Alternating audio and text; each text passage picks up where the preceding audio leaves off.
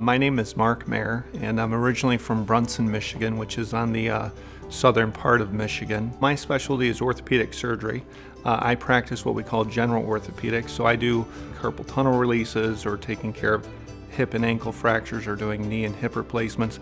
I do a wide variety of things. I would say probably covering about 80% of the scope of orthopedics. So at the present time, the Mako Stryker robot is able to be used for total hip replacements, partial knee replacements, and total knee replacements. The Mako Robotic-Arm is basically a device which helps me to do the operation as accurately and as precisely as possible. Preoperatively, we get a CT scan which allows us to three-dimensionally plan the surgery. So I'm able to determine, based on every individual's specific anatomy, how to do their surgery best. So I can determine the implant size, I can determine what orientation of the implants three-dimensionally would be optimal for that patient. Then during the operation, I'll collect data as far as the range of motion that the patient's knee has, if it's a knee replacement, and also be able to determine the pressures in the different parts of the knee. So part of doing a knee replacement is getting the parts in right, but also having the right, what we call ligamentous balancing, which is really the amount of pressure or laxity in the different parts of the knee throughout the range of motion. So it's similar to like putting a nice pair of tires on a car, but they need to be well balanced, otherwise the car is going to ride bumpy and cause problems. So we're able to determine the pressures in the different parts of the knee, and then I can change my preoperative plan based on the pressures that I'm detecting intraoperatively. And then, if I need to tweak it a half a degree or 2 degrees here and there, I can do that three-dimensionally before we even touch the bone. Then we bring in the robotic arm, which is draped, and I guide the arm to make the bone cuts. And when I'm making the bone cuts, it's only going to allow me to do basically what I programmed for it to do within basically a half a millimeter of accuracy. So if I were to try to move the saw in a direction which I haven't programmed it to, it would actually stop the saw. So we have a lot more accurate surgery, we have a lot more precise surgery. We can create boundaries around the bone so that the saw doesn't go into the soft tissues at all. So there's a lot more soft tissue protection, a lot less retraction on the tissues, which ultimately leads to a better outcome.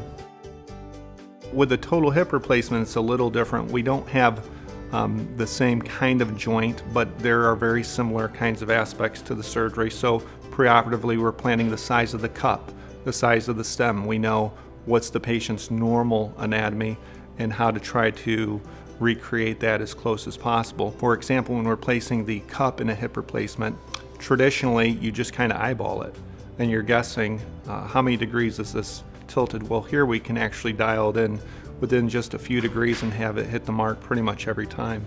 And putting in the cup correctly allows for a better outcome, less risk of pain, less risk of dislocation, less likely to have a leg length discrepancy. And so with a hip replacement, same kind of ideas as far as determining the sizes, the bony preparation.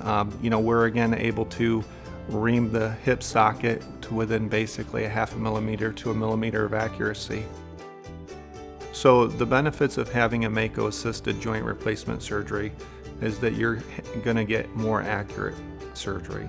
So there's a lot of guessing when you're using manual cutting guides, and with the Mako robotic, you're really getting very accurate placement of the implants and the cuts to within a half a millimeter of accuracy.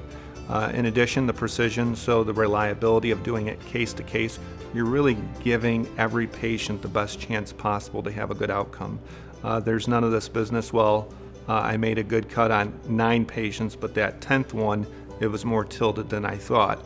With the Mako assist surgery, you're really making it more reliable or precise for every patient. In addition, during normal operations, you're retracting on the soft tissues a lot in order to protect the ligaments from the saw blade. With the Mako system, we can actually put virtual boundaries around the bones so that we protect the soft tissues with that boundary, so it's much less retraction on the soft tissues, which generally leads to less pain and a quicker outcome. The difference between a partial knee replacement and a total knee replacement is essentially how much of the joint you're replacing. In both conditions, you have severe arthritis.